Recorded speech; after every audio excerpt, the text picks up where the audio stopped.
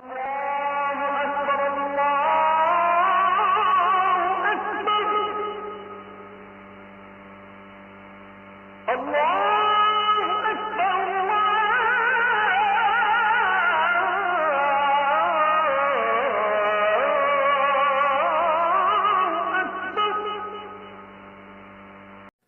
বছর যখন মালয়েশিয়া থেকে আসছিলাম, একটা ঘটনা ঘটেছে। কলকাতা নেতাজি সুভাষচন্দ্র বিমানবন্দরে যখন আমি পৌঁছালাম, তো আমার লাগেজ আছে, ওই লাগেজের মধ্যে আমাকে ওখান থেকে একজন বাংলাদেশি একজন ভাই, মুসলিম ভাই, ও আমাকে একটা ক্যালেন্ডার দিয়েছে। ক্যালেন্ডার বলতে আরবিক ক্যালেন্ডার, আরবি হিজরি। আমি লাগেজে পরে নিয়েছি, আমি ভালো করে দেখেও নি, লাগেজে পরে নিয়েছি। আমার ভাই সাদা মনে কাদা নাই। আমি যখন কলকাতা এয়ারপোর্টে নেমেছি, আর আমাকে দেখছে মুখে দাঁড়িয়ে আছে, মাথায় টুপি আছে, জুব্বা হাব্বা পড়া আছে। তা আমাকে অফিসার তখন স্পেশাল ভাবে ডাকলেন, কয়েকবার চেক করলেন, ভালোভাবে করলেন, আবার স্পেশাল ভাবে ডাকলেন। দেখে দেখুন আমাকে বলছে যে শোনেন, লাগেজ আপনার কি আছে, স্ক্যান করেছে। তো লাগেজে অনেকগুলো বই আছে, আমার সমস্যা বই থাকে।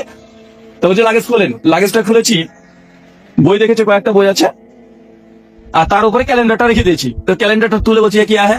सर ये तो कैलेंडर है। मुझे ये क्या लिखा है? ये इंग्लिश है क्या है? सर अरबी कैलेंडर है, हिजरी कैलेंडर। जी यहाँ पर क्या लिखा है? আমি তখন বলছি যে কি লেখা আছে আমিও জানি না, কেন পড়িনি। আমাকে দিয়েছে একটা ক্যালেন্ডার, রেখে দিয়েছি। উনি তখন বলতে বলতে সে মোবাইলটা তার বের করেছে, গুগল লেন্স খুলেছে, ট্রান্সলেশন থেকে লেন্স খুলে সঙ্গে সঙ্গে অ্যারাবিক টু হিন্দি করেছে। উনি নন বেঙ্গলি ছিলেন। খুলে তখন দেখছে, লেন্স খুলেছে দেখার জন্য, পড়ার জন্য। আমি তখন দেখি তো কি লেখা আছে, পড়ি তো। আমি ভালোভাবে দেখছি ক্যালেন্ডারে, তাকিয়ে দেখছি যা আছে তা আছে। প্রথমেই যে আয়াত দেওয়া আছে যে 4টে মাস অতিবাহিত হওয়ার পরে কাফেরকে যেখানে পাও হত্যা করো। সূরা তওবার 5 নম্বর আয়াত। 1 মাস আয়া, শারুল বারিয়া অসীম সরকার যে মাল দিয়েছিল, বুঝেননি ওই জিনিস। আর তখন আমি তখন বলছি নে, আমি একবার দেখলাম না, হলে তো নিয়ে আসতাম না। জেনে শুনে বিপদে কে পড়ে। তো উনি তখন পড়ার পরে প্রথমে ওটা পড়ছে, আমার দিকে তাকাচ্ছে। আমাকে তখন বলছে কাফের কন হতা হ্যায়, মুশরিক কন হ্যায়। ও মাল কিন্তু ভালোভাবে জানে, কারণ তাকে দেখে বুঝতে পারছে ও জানে, নচেত প্রশ্ন করবে না। আর এটা জানে না এমন কোনো মানুষও নাই, সবাই জানে, মুসলিম অমুসলিম সবাই। এটা কাফের কন হতা হ্যায়। আমি তো বলছি এটা সংজ্ঞা এবার এ ফেমাস আয়াতে সবাই জানে। আমি তখন বললাম যে স্যার কাফের কন হতা হ্যায় আমি কিভাবে বুঝাই। আমি তখন ওই করতে করতে, উনি কিন্তু ব্যাগ সার্চ করছে, করতে করতে উনি আরেকটু গিয়েছে। আর আমি চাচ্ছি যে একটু আরেকটু খুঁজতে গেছে, গীতা পেয়েছে। ব্যাগের মধ্যে গীতা রাখা আছে, ভগবত গীতা। উনি তখন গীতা, আমি জি স্যার गीता पढ़ते हो? जी बिल्कुल पढ़ता हूँ। आपका नाम क्या है? तो नाम है राहुल। टाइटल बोलेगी রাহুল বলেছে। ও আবার কনফিউজ, টেনশনে, বলে কি দেখে मुझे मुसलमान দেখে গীতা, আবার কোরআনের একটা আয়াত, নামও রাহুল, ये क्या चीज है? ও টেনশনে পড়ে গেছে। देखो जब मुसलमान है या हिंदू है। আবার পাসপোর্ট ভালো করে দেখে, স্যার মুসলমান। আচ্ছা রাহুল নাম, ऐसे नाम क्यों? अच्छा इंडियन इसलिए। উনি তখন বলছে কাফের কোন কোথায়, ওখানে প্রশ্ন করছে না, ঘুরছে ফিরছে ওখানে দাঁড়িয়ে আছে।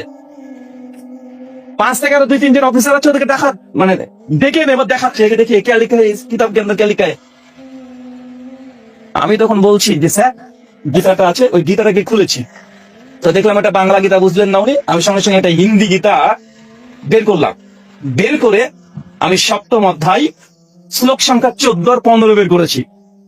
14 আর 15 বের করে আমি বলছি যে স্যার দেখেন, কাফের বলতে এখানে অসুরকে বলা হয়েছে, অসুর। উনি আবার দিকে থাকায়, উনি এইভাবে উত্তর শুনতে এসে প্রস্তুত না। কাফেরকে বলবে যে হিন্দু, আর আসলে হিন্দু কি কাফের ভাই? হিন্দু কি কাফের? ও তো মুশরিক। মুশরিক বলতে যারা শিরক করে, শুধু হিন্দু না, যারা শিরক করে, মুসলমানের মধ্যে যারা কবর পূজারী, তাকে আমরা অনেকে মুশরিক বলি না? আমরা তাকে মুশরিক বলি। মুশরিকের সিফাত, এরা কি যারা আল্লাহর সাথে ডাইরেক্ট শিরক করে তাকে মুশরিক বলি। তো আমি তখন বলছি দেখেন, গীতা 7 চ্যাপ্টার 7 ভার্স 14 আর 15 শ্রীকৃষ্ণ যে কথা বলেছে কাফেরকে, আর যে কাফের মানে আনবিলিভার, যিনি অবিশ্বাসী, যে কোরআনে বিশ্বাস করে না, আল্লাহকে বিশ্বাস করে না, এদেরকে গীতাতে বলা হচ্ছে অসুর। কি বলা হয়েছে? অসুর। কোথায়? 7 অধ্যায় 14-15 শ্লোক। মন্ত্র বলবো শ্লোক, দেখেন কি বলছে শ্রীকৃষ্ণজি। দেবী হেসা গুণাময়ী মম মায়া দুরাত্ময়াঃ মামেব প্রপদ্যন্তে মায়ামে তং তরান্তি তে নমং দুষ্কৃতিনাং মূঢ়াঃ প্রপদ্যন্তে নরাধমাঃ মায়া প্রভূত জনাঃ আসুরাং ভাবায় স্মৃতাহ। গীতা ডাইরেক্ট শ্রীকৃষ্ণজি বলছেন যে এই গোটা বিশ্ব জগৎকে আমি 3টে গুণ দিয়ে সৃষ্টি করেছি, শতগুণ, রজগুণ আর তমগুণ। এই গুণগুলো নিয়ে আলোচনা করলে আবার লম্বা সময় লাগবে, ওইদিকে গেলাম না।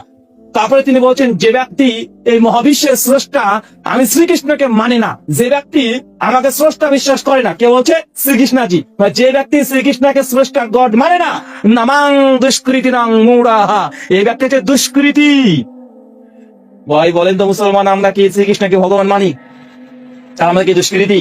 নামাং দুষ্কৃতিনাং মূঢ়াহা। মূঢ়াহা মানে এরা সৃষ্টির মধ্যে সবচেয়ে নিকৃষ্ট, এরা চতুষ্পদ জন্তুর ন্যায়, এরা মূর্খ। আমরা তো কৃষ্ণকে ঈশ্বর মানি না, তাহলে গীতা আমাদেরকে মূর্খ বলছে না? বলছে না? তাকে তো আমরা গড মানি না। আমরা তো আল্লাহকে ঈশ্বর মানি, আমরা আল্লাহকে মানে পরমাত্মা, তিনি আমাদেরকে জান্নাত জাহান্নাম যা ইচ্ছা তাই দিতে পারেন। কৃষ্ণকে তো আমরা মানি না। তো শ্রীকৃষ্ণ যে তিনি নিজে তো বলছেন যে ব্যক্তি আমাকে ঈশ্বর মানে না সে হচ্ছে এই সৃষ্টির মধ্যে নিকৃষ্ট, এরা মূর্খ। আসুরাং ভাবায় স্মৃতাহা, এই ব্যক্তি হচ্ছে অসুর। অসুর কে? ভালো না খারাপ? দেবী দুর্গার তলায় কে থাকে? তলায় বলতে গেলে সাইডে কোথায় কে থাকে? এরা কে? অসুর। অসুর আবার আলাদা ইতিহাস আছে। অসুর এরা শূদ্র ছিল। অসুর কি ছিল? অসুরের গায়ের কালার দেখেছেন?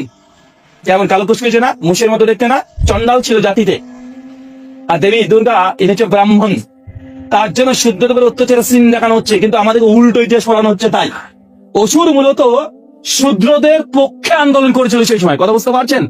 অসুর কি? ও হচ্ছে চন্ডাল শূদ্র দলিত শ্রেণীর, ও তাদের অধিকার নিয়ে কথা বলেছিল, সে সেখানে ব্রাহ্মণ্যবাদীদের পিছনে লেগেছিল।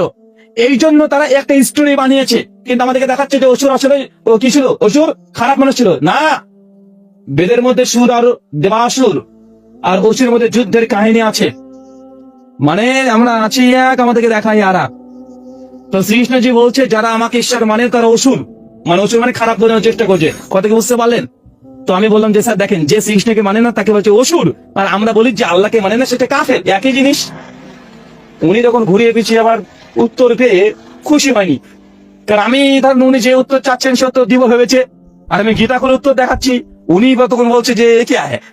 अच्छा सर यही बात है, श्री कृष्ण जी यही तो कहती है गीता में, बार बार एक ही बात लिखा है जो हम तो नहीं मानता है। वो আশুরাং ভাবায় স্মৃতাহা, ও অসুর হে, মূর্খ হয়ে, তাকে ম্লেচ্ছ বলা হচ্ছে, তাকে চন্ডাল বলা হচ্ছে, তাকে জবন বলা হচ্ছে। আসলে আমাদেরকে উত্তর দেওয়া শিখতে হবে। কি করতে হবে? আমরা যখন কাফের বলি, প্রশ্ন কাফের কौन होता है, মুসলমানকে দেখলে কাফের कौन होता है, প্রশ্ন করে কি করে না, ডাইরেক্ট বলে দেয় কাফের মানে অসুর। রেফারেন্স কি? গীতা 7 অধ্যায় 14-15 শ্লোক। 7 অধ্যায় মনে থাকবে না? মনে থাকবে তো? 7 ডবল কত? 14, মানে 7 মনে থাকবে 14 মনে থেকে যাবে। 7, 14, 15 রেফারেন্স মুখস্থ থাকবে ইনশাআল্লাহ। যখন কাফের শব্দ আসে তখন বলে গীতা 7 অধ্যায় ডবল করে নেন, 14 আর 15 শ্লোক, খুব সহজ বিষয়।